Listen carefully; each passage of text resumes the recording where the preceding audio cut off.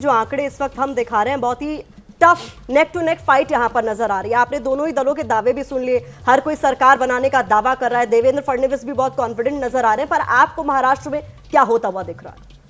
देखिए, आंकड़े हैं, ये एग्जिट पोल के आंकड़े हैं और अलग अलग एग्जिट पोल्स के आंकड़े हैं। जिस तरह से ये आए हैं एज ए चैनल हमने उनको सामने रखा है, उनका एक औसत निकाल के भी सामने रख दिया है। अब ये लोगों को तय करना है, देखना है कि ये कहाँ तक सही 23 तारीख को ये पढ़ते हैं। लेकिन एक बात तो साफ है कि ये आंकड़े बहुत क्लोज फाइट दिखा रहे हैं और मुझे लगता है कि जो चुनाव परिणाम आएंगे उनमें भी ये क्लोज फाइट ही दिखाई देगी।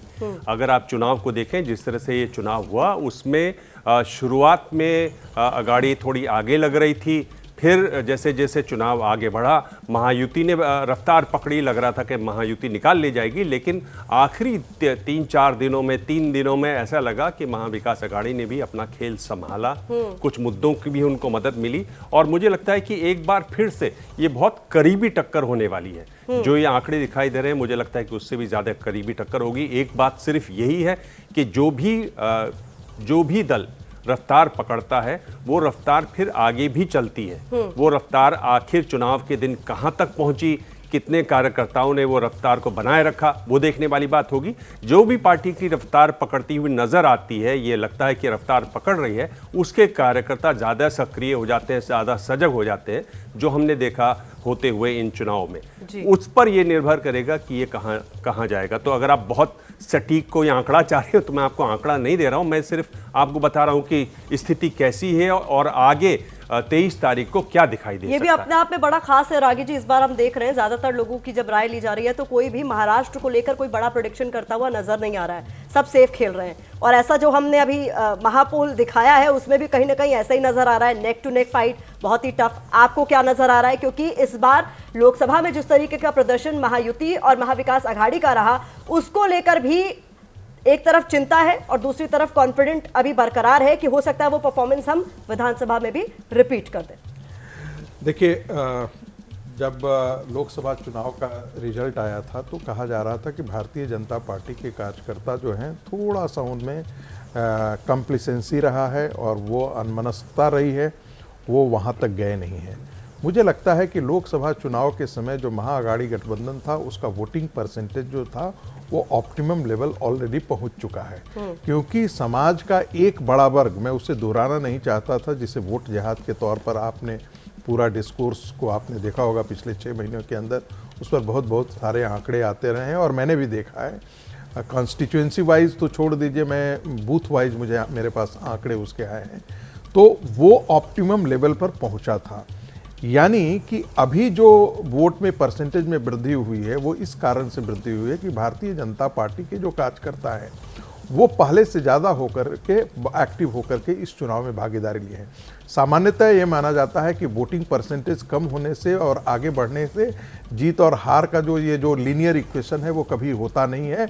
और इस चुनाव में भी मुझे वैसा, मैं कह सकता हूँ कि वैसा सामान्य विश्लेषण के आधार पर यदि करें तो रहेगा कि नहीं, इसमें क्या फ़र्क पड़ता है, थोड़ा बढ़ गया थोड़ा घट गया, इससे कोई फ़र्क नहीं पड़ने वाला है। लेकिन मैं फिर ये कह रहा हूँ, मैं रिस्क ले रहा हूँ ये कहने का कि ये बहुत साफ है कि ये जो वोटिंग परसेंटेज है वो भारतीय जनता पार्टी के पक्ष में हुआ है। और ऐसा इसलिए मैं कह रहा हूँ कि महाअघाड़ी गठबंधन का जो वोटिंग परसेंटेज था वो एक ढंग से ऑप्टिमम लेवल लोकसभा चुनाव के में आ चुका था। मैं मान लेता हूं कि वो कट ऑफ आज के दिन में भी यदि वैलिड है, मैं मान लेता हूं कि वो परसेंटेज ऑफ वोटिंग जो उनके पक्ष में हुआ था वो आज भी है। तो इसका मतलब है कि जो बढ़ा हुआ मतदान प्रतिशत है वो भारतीय जनता पार्टी के है, उनके कार्यकर्ताओं के है, उनके लोगों का है। और बहुत ऐसे मुद्दे हैं जो भारतीय जनता पार्टी ने और शिवसेना ने संभाला है। जैसे मराठा आंदोलन का मुद्दा था। मराठा आंदोलन एक समय ऐसा लग रहा था कि जो मनोज करांजे, उनकी बात जो है वो भारतीय जनता पार्टी के खिलाफ चली जाएगी, लेकिन उन्होंने साफ आकर के कहा तो ये शिवसेना के शिंदे गुट ने इस चीज को संभाला, बीजेपी सरकार ने इस चीज को संभाला। कहा और तो ये जा रहा है रागी जी कि मनोज जरांगे पाटिल ने पहले कहा चुनाव लड़ेंगे, बाद में कहा चुनाव नहीं लड़ेंगे, तो उसमें अंदर खाने की जो जानकारी निकाली जा रही है वो ये कि शरद पवार के कहने पर उन्होंने बैकआउट किया है क्योंकि इससे उनको फायदा होगा। देखिए, ये कहा जा रहा है, बिल्कुल सही आपने कहा कि ये कहा जा रहा है, लेकिन ये दूसरे तरफ के भी दावे हैं कि भाई उन्होंने भी कहा कि भाई आप ऐसा मत कीजिए क्योंकि उससे पोलराइजेशन हो जाएगा और भारतीय जनता पार्टी को नुकसान हो जाएगा।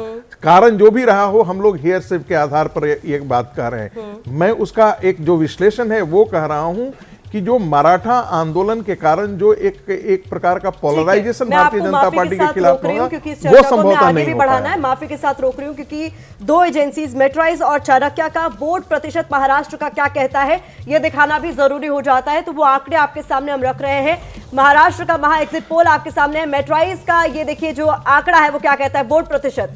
बीजेपी प्लस को 48%, कांग्रेस प्लस को 42% और अदर्स के खाते में 10% वोट जाते हुए नजर आ रही है मेट्राइज का आंकड़ा। और इसके बाद चाणक्य का क्या कहता है एग्जिट पोल, ये भी आपके सामने है। चाणक्य स्ट्रेटेजीज का जो एग्जिट पोल है उसमें महाराष्ट्र में वोटिंग परसेंटेज की बात करें तो बीजेपी प्लस 47%, कांग्रेस प्लस 42% और अदर्स के खाते में 11% यहां पर जाते हुए नजर आ रहे हैं। दिबांग, आप कुछ कहना चाह रहे हैं? मैं ये कह रहा था, देखिए जो वोट प्रतिशत बढ़ा है महाराष्ट्र में वो शहरी इलाकों में नहीं बढ़ा है। और ये एक समझने वाली बात है कि वोट प्रतिशत विदर्भ में बढ़ा है। हम जानते हैं कि सोयाबीन और कपास के जो किसान हैं वो खासे परेशान हैं, वो खासे दुखी हैं।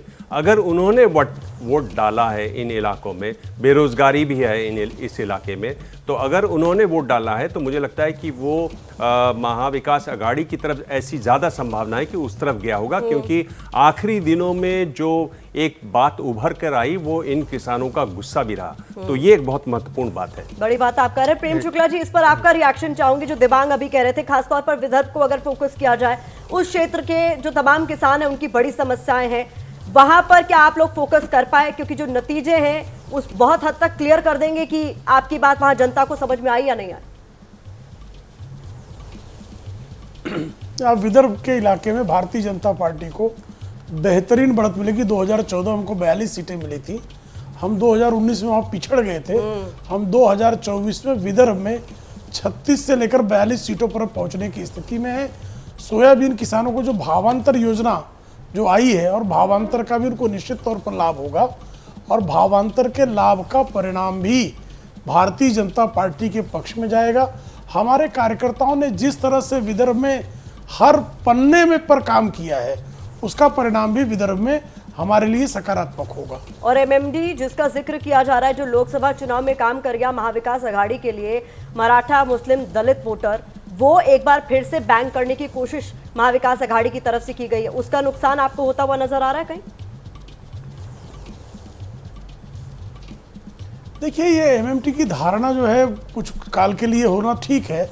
इस जगह पर मुगलों के खिलाफ मराठे ही पूरे देश में लड़े हैं और जिस तरह से जरांगे पाटिल ने मुगलिया सल्तनत के समर्थन में बयानबाजी देनी शुरू कर दी थी, तो जरांगे पाटिल का अपना भी जो स्तर है वो लोगों के ध्यान में आ गया। और आप ध्यान दीजिएगा कि CSDS के पोल ने भी जो लोकसभा में बताया था, उनका आंकड़ा था कि लोकसभा में भी मराठों का मत प्रतिशत इंडी अलायंस की बजाय एनडीए को ज़्यादा मिला था, यानी भारतीय जनता पार्टी के नेतृत्व में नेशनल डेमोक्रेटिक अलायंस को लोकसभा चुनाव में भी मराठों का मत प्रतिशत ज़्यादा था, जो विधानसभा चुनाव में और बेहतर हुआ है। और आप पाएंगी कि जिस तरह से फतवे जारी किए गए, वोट जिहाद जारी किया गया, सबसे पहले हिंदवी स्वराज की संस्थापना इस महाराष्ट्र में ही हुई थी। कुतुब शाही, अफजल शाही और मुगलिया जिस तरह से बंटवारा करके हिंदुओं को 18 पगड़ जातियों को बांट कर शासन करते थे, उसके विरुद्ध ही एक बगावत का सुर जो है वो छत्रपति शिवाजी ने प्रकट किया था, जिसके कारण मराठा साम्राज्य की संस्थापना हुई थी। तो जिस तरह से वोट जिहाद का ऐलान हुआ, उसका परिणाम निश्चित तौर पर जो है यहाँ के मतदाताओं पर पड़ा है कि आप वोट जिहाद करके अगर पूरी तरह से हिंदवी स्वराज की संस्थापना वाले भूमि को पतित करना चाहते हैं, औरंगजेब की जागीर बनाना चाहते हैं, तो महाराष्ट्र उसको कभी स्वीकार नहीं करेगा। देखिए प्रेम शुक्ला जी, जो बात मैंने डिस्कशन की शुरुआत में कही थी कि विकास विकास विकास आपने कहा, फिर आप खुद ही वोट जिहाद की बात करने लगे और धर्म युद्ध भी हमने इस चुनाव में देख लिया, औरंगजेब का भी जिक्र आपने कर दिया। जयेश वाणी जी, आप मुस्कुरा रही हैं, मैं आती हूँ सर, वक्त है हमारे पास, बिल्कुल मैं आपके पास आती हूँ, लेकिन आपकी बात सुनकर ये मुस्कुरा रहे हैं। अच्छा ठीक है, अपनी बात पूरी कर लीजिए। ठीक है, 10 सेकंड इसका उत्तर देना चाहता हूँ मैं। जी कहिए। देखिए प्रतिमा जी, महाराष्ट्र का विकास कब हुआ? जब कुतुब शाही, अफजल शाही, औरंगजेब शाही से मुक्ति मिली, तो बांटेंगे कटेंगे ये भी विकास के मंत्र का परिपूरक है। जब हिंदू समाज बंट जाएगा तो विकास कैसे होगा? तो ये विकास का ही पूरक मंत्र है ये।